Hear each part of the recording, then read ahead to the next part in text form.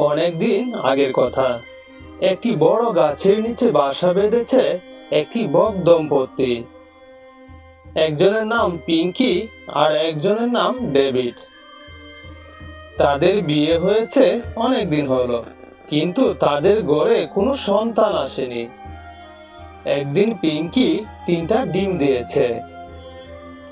David, দেখেছো, আমি 3টা ডিম দিয়েছি।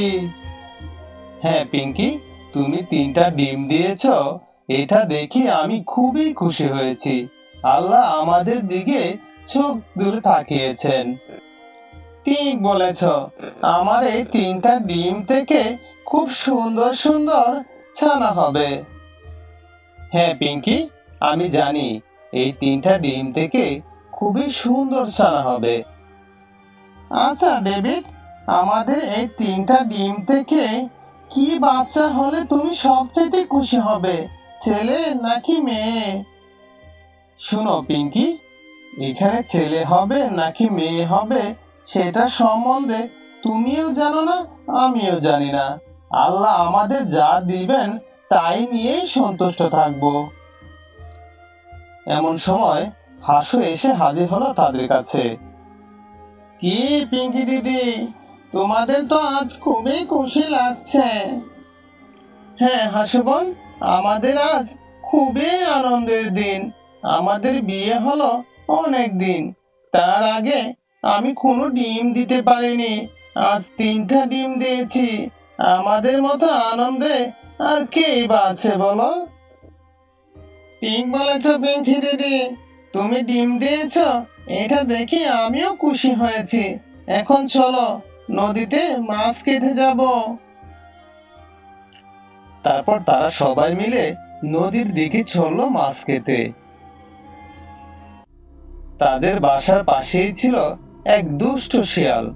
তাদের এসব কথা শুনে শিয়াল বলছে, ওয়াও, এই তো দেখছি 3টা ডিম দিয়েছে।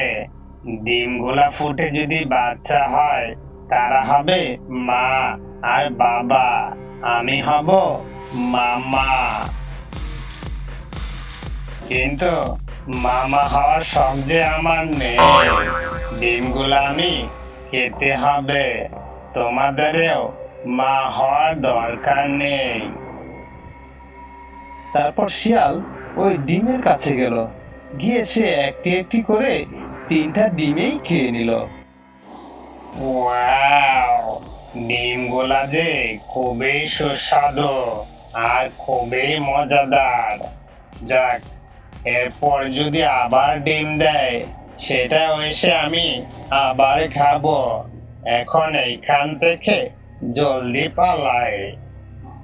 তারপর শিয়াল এখান থেকে চলে যায়। এদিকে ডেভিড আর পিঙ্কি তারা বাসার দিকে আসছে।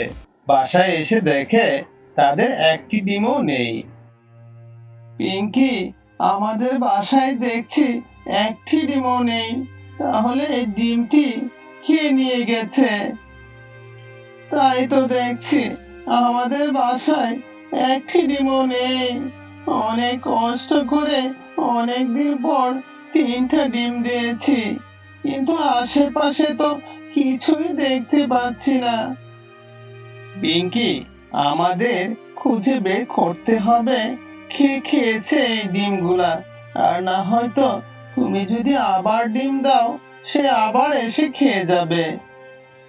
ঠিক বলেছ, আমি যদি এখানে ডিম দেই তাহলে আবার এসে খেয়ে যাবে। আমারও যে ডিম দেওয়ার আবার সময় হয়েছে। দাঁড়াও পিঙ্কি, আমার মাথায় একটা বুদ্ধি এসেছে। এখন তুমি কোনো ডিম দিবে না, কিছুদিন পর দিবে। আগে আমাদের ধরতে হবে কে এসে ডিম খেয়েছে। কিছুদিন পর ডেভিড ডিমের মতো দেখতে 3টা পাথর এনে তার বাসায় রেখে দেয়, আর তারা দুজন গিয়ে একটি ঝোপের আড়ালে লুকিয়ে থাকে। আর এইদিকে পাজি শিয়াল বলছে, অনেক দিন হয়ে গেছে আমি ডিম খাই না, মনে হয় তারা আবার ডিম দিয়েছে। যাই, গিয়ে ডিমগুলা খেয়ে আসি। এইসব কথা বলে শিয়াল আসলো ডিম খেতে। শিয়াল এসে একটি ডিম মুখে নিল, কিন্তু ডিমটা সে কোনোভাবেই খেতে পারছে না। সে তখন ছুঁড়ে ফেলে দিল। ওরে বাবা রে, একটুর জন্য দাঁতগুলো আমার রক্ষা পেল, আর একটু হলে সবগুলা দাঁতই পড়ে যেত। এরা তো দেখছি খুব চালাক হয়ে গেছে, ডিমের মতোই দেখতে সে পাথর এনে রেখে দিয়েছে। বেটা হারামি বক, তোদের দুটাকে আমি একসাথে খাবো। এইসব কথা বলে শিয়াল এইখান থেকে তার বাসায় চলে যায়। পিঙ্কি, দেখেছো? ওই পাজি শিয়াল এসে আমাদের ডিম খেয়েছে, কিন্তু তার সাথে তো আমরা পারবো না। তার সামনে গেলে আমাদেরই ধরে খাবে। ঠিক বলেছ, ওই পাজি শিয়াল এসে আমাদের ডিম খেয়েছে। পিঙ্কি, চলো, আমাদের পাশের বনে বাঘ মামা থাকে। তার কাছে নালিশ করলে সে অবশ্যই একটা ব্যবস্থা নিবে। তারপর ডেভিড আর পিঙ্কি পাশের বনে বাঘ মামার কাছে গেল। গিয়ে দেখতে পেল বাঘ মামা তার গুহার মধ্যে ঘুমোচ্ছে। বাঘ মামা, বাঘ মামা, তুমি কি গুহার মধ্যে আছো? তাকে একটু বের হয়ে আসো। আহ, কে রে তুই? আমার আরামের ঘুমটা নষ্ট করছিস কেন? যা এখান থেকে। এখন আমি গুহা থেকে বের হতে পারবো না। অলস বাঘ তার চোখ আর খুললো না। চোখ বন্ধ করে সে কথা বলতে শুরু করলো। বাঘ মামা, আমার কাছে তোমার জন্য একটা জরুরি খবর আছে। ইস, ঠিক মতো তোদের জন্য ঘুমাতেও পারলাম না। কি জরুরি খবর? জলদি করে বল। বাঘ মামা, আমি যেখানে থাকি তার পাশে একটা পণ্ডিত শিয়াল থাকে।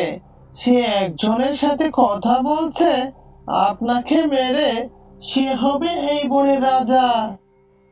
আরে ডেভিড, তুই এসব কি বলছিস? শিয়াল মারবে আমাকে? তোর কথা শুনে তো আমার হাসি পাচ্ছে। বাঘ মামা, তুমি তাকে অবহেলা করবে না। সে তোমাকে মারবে না। সে হয়তো কারো সাথে হাত মিলিয়ে আপনাকে পরাজিত করবে। তাই তো আমি শুনেছি। ঠিক বলেছিস ডেভিড। শিয়াল তো খুবই পণ্ডিত। সে তো আমার সাথে একা পারবে না। ঠিক আছে, তুই আমার কাছে ওই শিয়ালকে কোনোভাবে এনে দে।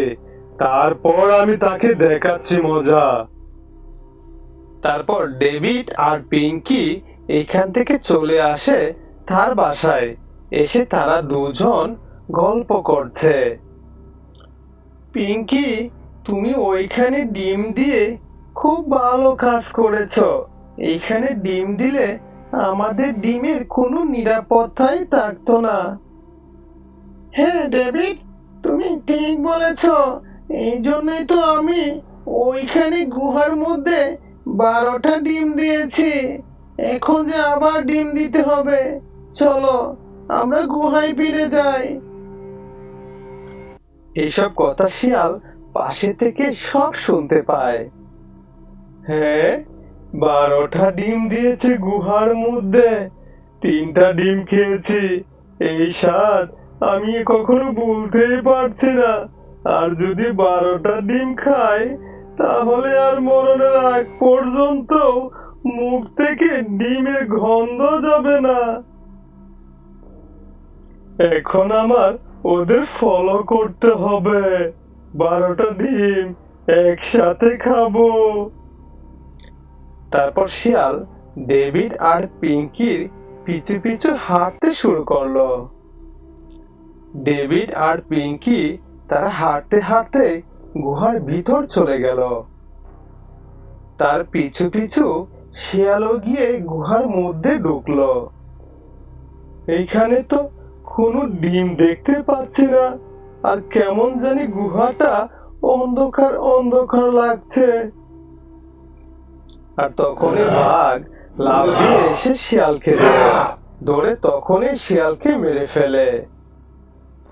আর এইভাবে ডেভিড আর পিঙ্কি তাদের বুদ্ধি দিয়ে ডিম খাওয়ার প্রতিশোধ নিল। এক দেশে ছিল একটি শান্তিপূর্ণ গ্রাম। সেই গ্রামের পাশেই ছিল এক ঘন বন। বনের পাশে ছোট্ট একটি খোলা মাঠে ঘাস খেত এক গরু। সে ছিল শান্ত, নম্র এবং দয়ালু। তার নাম ছিল গাবি। বনের ভিতরে বাস করত এক চতুর শিয়াল, নাম টিকু। টিকু খুব চালাক আর কৌশলী ছিল, কিন্তু তার অভ্যাস ছিল চুরি করে খাবার খাওয়া। একদিন টিকু খুব ক্ষুধার্ত হয়ে পড়েছিল। বনের আশেপাশে কিছুই খুঁজে পাচ্ছিল না। হঠাৎ সে মাঠে ঘাস খাওয়া গাভীকে দেখতে পেল। শিয়ালের মুখে জিভ দিয়ে জল পড়তে লাগলো। সে তখন ভাবলো, এই গরুটা যদি একটু বোকা হয় তবে আমি ওকে ফাঁকি দিয়ে কিছু একটা খাবার আদায় করতে পারি।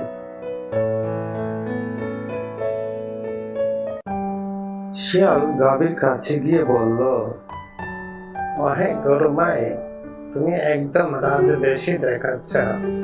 তোমার মতো সুন্দর গরু আমি জীবনেও দেখিনি। গাভী হেসে বলল, ধন্যবাদ শিয়াল ভাই, তুমি খুব ভালো করে বলছ। শিয়াল তখন আবার বলল, শোনো, আমি তোমাকে একটা গুরুত্বপূর্ণ খবর দিতে এসেছি। বনের মধ্যে এক রাজা সিংহের রাজসভা বসেছে। সেখানে সমস্ত পশুদের দাওয়াত দেওয়া হয়েছে।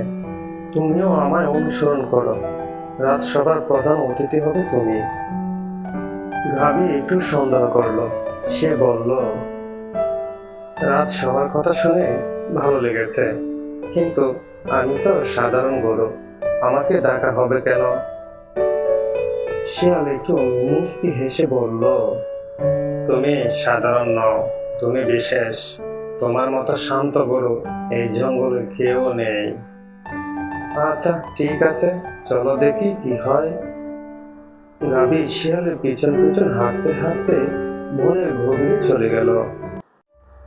হঠাৎ গাভী দেখতে পেল সামনে অনেক কাটা, লতা পাতা দিয়ে ডেকে রাখা একটা ছোট গর্ত। টিকু তখন ফিস ফিস করে বলল, ওইখানে রাজসভা বসেছে, তুমি মাথা নিচু করে ঢুকে পড়ো, তোমার জন্য সবাই অপেক্ষা করছে। তুমি যে বললে ওইখানে ঢুকে পড়তে, এটা তো একটা গর্তের মতো লাগছে, ভিতরে যাওয়ার রাস্তা কোথায়? টিকু একটু বিরক্ত হয়ে বলল, ওহে গাভী, তুমি কি রাজসভার সম্পর্কে কিছু জানো না? রাজসভা গোপনে বসে, যাতে বাইরের কেউ ব্যাঘাত না করে। তুমি ঢুকে পড়ো। গাভু তখন আরেকবার চারপাশে দেখে বুঝতে পারলো এটা কোনো রাজসভা নয়, এটা একটা ফাঁদ। সে ধীরে পিছনে সরে গেল। গাভী তখন খুব শান্ত সুরে বলল, টিকু ভাই, আমার পা ব্যথা করছে, আমি ভিতরে ঢুকতে পারবো না, তুমি আগে যাও, আমি তোমার পিছন পিছন আসছি। তখন টিকু বলল, না না গাভী, তুমি আগে যাও, আমি তোমার পিছন পিছন ঢুকছি। গাভী একটা বুদ্ধি করে বলল, আচ্ছা টিকু ভাই, তুমি যদি সত্যি বলো তাহলে তুমি আগে ঢুকো, আমি দেখছি। ঠিক আছে গাভী, তুমি যেহেতু এত করে বলছো, ঠিক আছে, আমি যাই, তুমি না হয় পরেই এসো।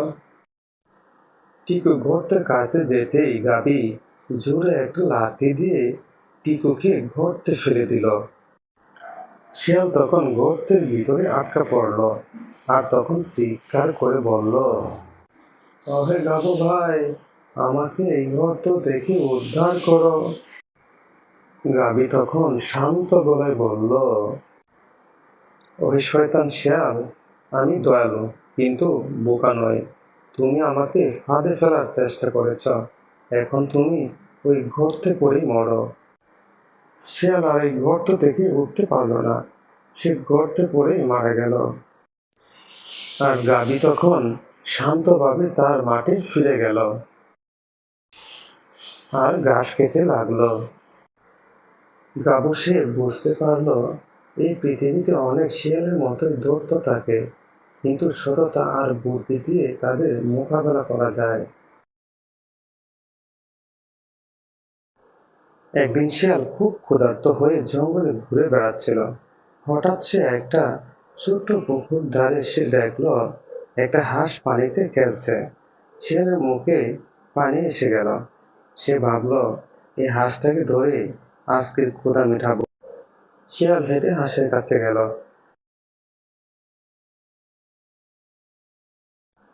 আরে হাঁস ভাই, তুমি তো কত সুন্দর গান গাও, আমাকে একবার গান শোনাও না। হাঁসটি একটু সন্দেহ করলো, কিন্তু শিয়ালের মিষ্টি কথায় সে গান গাইতে শুরু করলো। আর শিয়াল তখন সুযোগ খুঁজছিল। যখন হাঁস গান গাইতে গাইতে চোখ বন্ধ করলো, শিয়াল লাফ দিয়ে পানিতে পড়লো হাঁসকে ধরার জন্য। কিন্তু শিয়াল তো সাঁতার জানে না। সে পানিতে ডুবতে লাগলো। হাঁস তাড়াতাড়ি করে পানি থেকে উপরে উঠে এলো। উঠে শিয়ালকে ডেকে বলল, খাও খাও দুঃখাবাদ শিয়াল, তুমি এখন পানিতে ডুবে হাঁস খাও।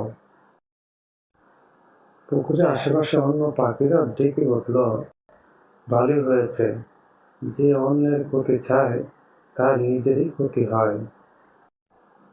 আর শিয়াল তখন অনেক কষ্ট করেও সে পানি থেকে উঠতে পারলো না। সে পুকুরে ডুবেই মারা গেল।